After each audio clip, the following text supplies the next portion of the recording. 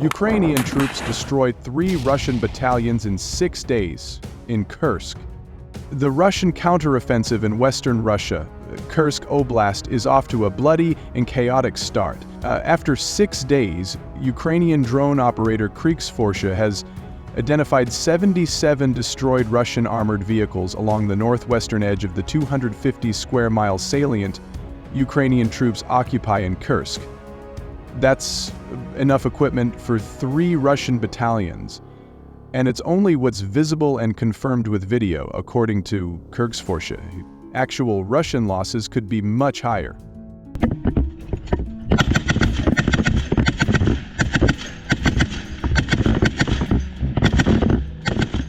On Tuesday, the Ukrainian General Staff reported record single-day Russian losses of 1950 troops killed and wounded, as well as 104 destroyed armored vehicles, all along the 800-mile front line of Russia's wider war on Ukraine. The ongoing battle in Kursk accounts for a disproportionate share of these losses, as the fighting there is at least twice as intense as the fighting in other sectors, according to the Ukrainian Center for Defense Strategies. Russian forces maintain a high attack frequency in Kursk Oblast, launching assaults at intervals of 10 to 15 minutes.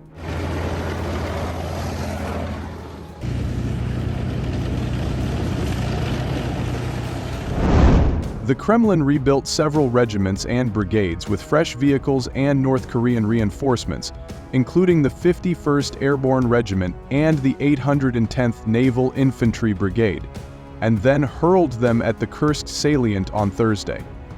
Generally speaking, they are pushing to capture as much as possible for many reasons. Andrew Perpetua wrote about the Russians. First, they are running out of resources to fight the war. Second, their economy is shit. Third, they view Ukraine as vulnerable. Fourth, they see the United States as utterly impotent.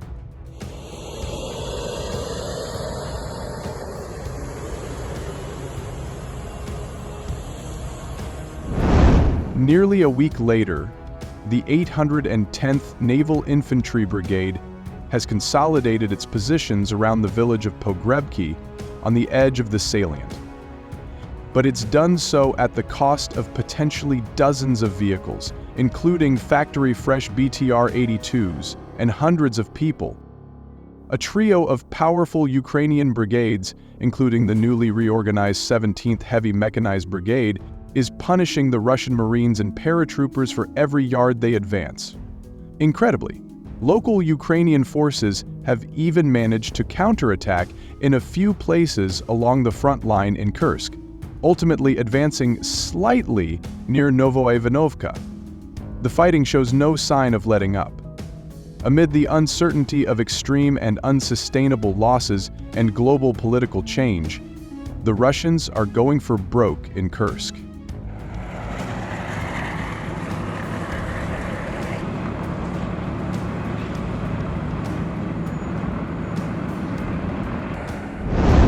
Meanwhile, a Ukrainian Leopard 2 tank met a Russian armored column head-on and wrecked it. To surround the eastern fortress city of Pokrovsk from the south, Russian forces first have to roll back Ukrainian defenses in Kursk, a village on the bank of the Vovcha River, 18 miles south of Pokrovsk in eastern Ukraine's Donetsk Oblast. The Ukrainian Army's 33rd Mechanized Brigade and its German-made Leopard 2A4 tanks stand in their way. On Monday, a powerful Russian force rolled toward Dalny, just south of Kursk, clearly aiming to fight its way through the former in order to bypass and cut off the latter.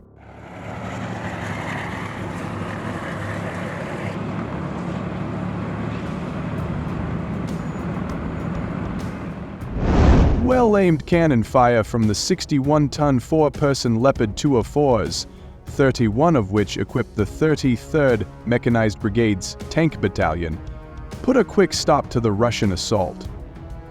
As a Ukrainian drone observed from overhead, at least one Leopard 204 firing armor-piercing rounds shot holes through 2 Russian tanks, an armored personnel carrier, and several other vehicles. Ukrainian drones chased after the survivors, Effective work just blows the heads off the enemies, the 33rd Mechanized Brigade crowed.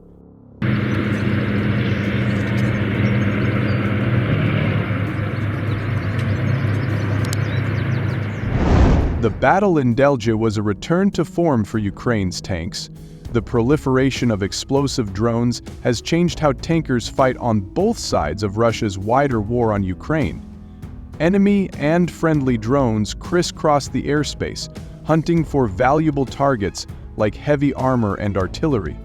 David Kirinchenko wrote for the Center for European Policy Analysis in Washington, D.C. This aerial cat-and-mouse game has fundamentally altered tank tactics. Today, it's common for Russian and Ukrainian tanks to hide in tree lines, emerging only to fire a few cannon rounds at targets miles away. Or, less often, to lead some desperate assault like the Russians' attack on Delnya.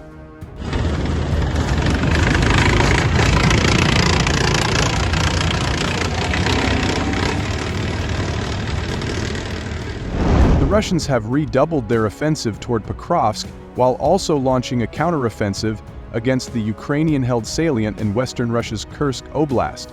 U.S. President-elect Donald Trump has pledged to end the war in Ukraine, potentially by leaning on Russia and Ukraine to agree to a ceasefire along the current front line. Russian press Vladimir Putin is determined to maximize Russian gains and minimize Ukrainian gains ahead of possible negotiations. The pace of Russian attacks has doubled or tripled in Kursk in recent days. There's been an uptick in attacks around Kharkov too.